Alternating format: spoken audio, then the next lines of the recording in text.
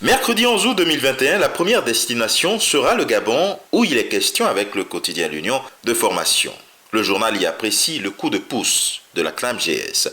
La Caisse nationale d'assurance maladie et de garantie sociale a signé hier avec 3 structures de formation une convention visant à offrir gracieusement apprentissage et encadrement à des jeunes issus des couches sociales les plus défavorisées.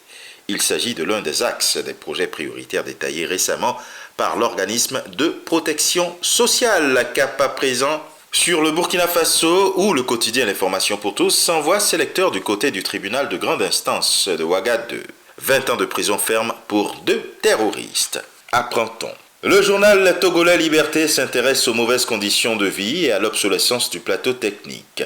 Le personnel de santé hausse à nouveau le ton. Et juste à côté au Bénin maintenant, la nation fait un focus sur la lutte contre le Covid-19 en relevant que seulement 21 405 Béninois auraient été vaccinés. Devant le juge des libertés, Joël Aïvo, droit dans ses bottes, lit-on en manchette de Matin Libre, qui propose également dans la foulée de lire ses propos émouvants et courageux.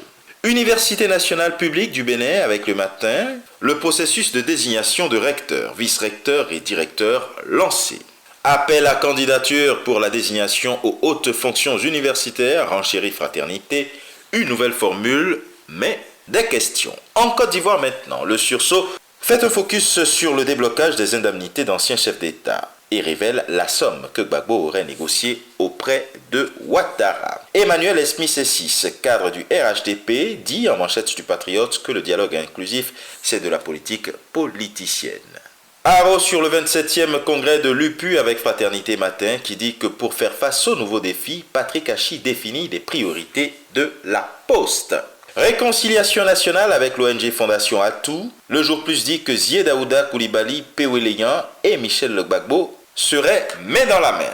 Au Cameroun, le jour propose un point sur les nouveaux passeports un mois après, ce qui a changé, ainsi qu'une enquête sur le niveau de satisfaction des usagers. Cameroun Tribune relève 40 morts sur les routes en 2 jours. Les sanctions tombent, dit le journal. Hier, au cours d'une communication spéciale, le ministre des Transports a annoncé la suspension de plusieurs compagnies. Compte tenu de leur statut administratif particulier, des réflexions sont menées en vue de déterminer les sanctions appropriées pour les camions impliqués dans les drames du 4 et du 5 août dernier.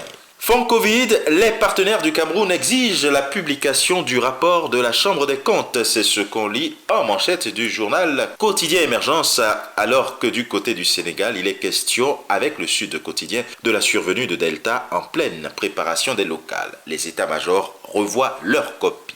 Des titres embués avec le mandat, décès des khalifes généraux, des Layènes et de Tiénaba, la Oumma islamique orpheline de 2 érudits. Vox Populi entre-temps de revenir sur l'accélération de la cadence mortelle du Covid.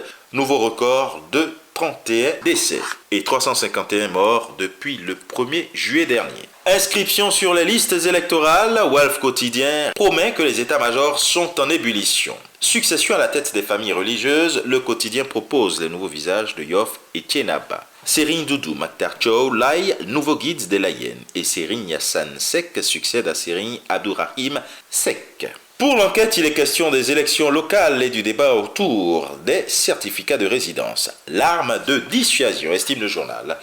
Et enfin, atterrissage du côté du royaume chérifien avec le Matin qui dit qu'en plein pic de la pandémie, les hôpitaux de Casablanca, Marrakech et Rabat frôlent la saturation et que 90% des personnes en réanimation ne sont pas vaccinées. Et ce sera tout pour aujourd'hui. Mais encore, prudence, vigilance et surtout, n'oubliez pas les gestes barrières. À demain.